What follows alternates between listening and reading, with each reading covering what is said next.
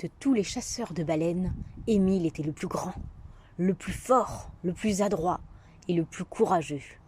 Lorsqu'il partait en mer, aucune baleine jamais ne lui échappait, jamais. Jusqu'à ce jour, à la fin d'un été, lorsque tout seul et sans capture, au port, il est rentré. Il avait vu une baleine bleue. Il l'avait entendue qui chantait sur la mer. Le chant était si beau et la baleine si belle qu'il n'avait pu lever ses harpons et frapper. Et depuis ce jour-là, jamais plus il ne chasse. Car la baleine bleue, dit-il, est son amie. Et depuis ce jour-là, au village, on ricane. Personne ne le croit. On se moque de lui. C'est un vieil homme maintenant. Depuis longtemps déjà, en mer, il ne part plus. Mais sur la digue, chaque jour, il retourne pour voir encore une fois la baleine bleue, si belle. Chaque jour, il l'appelle et veut chanter comme elle. Mais sa voix est usée, trop faible pour chanter. Et la baleine bleue jamais ne l'entend et jamais n'apparaît. Aujourd'hui, cependant, il entend une voix légère que le vent disperse. C'est Laïla qui murmure, assise au bord de l'eau. « Ta voix est douce, petite fille. Ta voix est claire. Écoute le chant de la baleine que j'ai entendu sur la mer. Si tu chantes, peut-être la baleine te répondra. Si tu chantes, elle s'approchera et tu deviendras son amie. » Alors Laïla écoute le chant qu'à son oreille le vieil homme chuchote. Puis, sur la digue, Laïla chante. Elle chante bien clair le chant de la baleine, et de loin sur la mer, la baleine répond. De très loin, la baleine apparaît, toute bleue, puis s'approche confiante. Tout au bord de la digue, la baleine s'avance, et la voix de Laïla la charme tant et tant qu'aussitôt sur son dos, elle invite l'enfant. Et sur la pleine mer, soulevée par la houle, les deux amis bondissent. Et sur la mer, caressée par le vent, chantent les deux amis. Et puis, tout doucement, la baleine revient déposer Laïla auprès du vieil homme. Enfin, elle s'écarte et glisse au fond de l'eau. Mais, caché sur la digue, le dernier des chasseurs de baleines, les épie, les surveille, car il a entendu la petite fille chanter. Il a vu la baleine, confiante, s'approcher.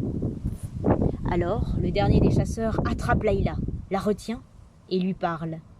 Lui aussi aimerait voir de près la baleine, l'admirer toute bleue, la sentir toute proche. Mais il ne peut chanter, il ne peut l'appeler, car sa voix est trop dure, c'est la voix d'un chasseur. Pourtant, il aimerait la voir de près, tout près, afin de devenir son ami lui aussi. Voilà ce que dit le dernier des chasseurs. Hélas, Laïla le croit. Tout au bord de la digue, elle va et chante. Elle chante bien clair le chant de la baleine, et de loin sur la mer, la baleine répond. De très loin, la baleine apparaît, toute bleue, puis s'approche, confiante. Soudain, sorti de l'ombre, le dernier des chasseurs tend ses harpons. Avec force, il les lance, et la baleine bleue par 3 fois est touchée, par 3 fois est blessée. Brûlée par la douleur, la baleine se tord, se retourne et s'enfuit. Dans le fracas des flots, elle s'enfonce dans l'eau. Aussitôt, le vieil homme accourt près de Laïla. En mer, elle veut partir, toute seule et fragile, rejoindre son amie pour la soigner et la sauver.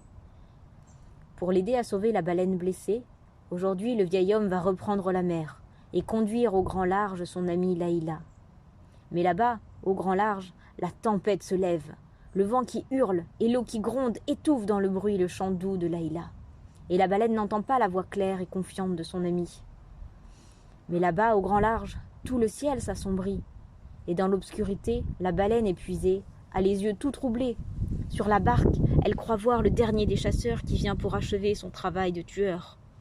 Poussée par la colère, alors, d'un coup de queue, la baleine renverse la barque légère.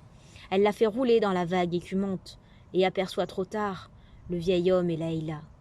Dans sa gueule aussitôt, la baleine les recueille.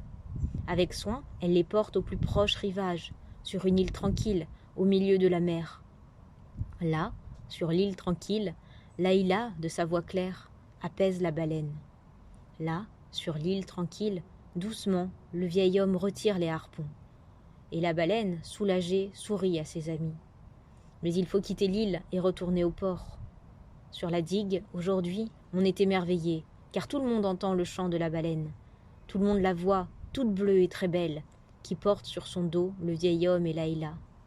Au village, à présent, Non, plus jamais on ne se moquera du vieil homme.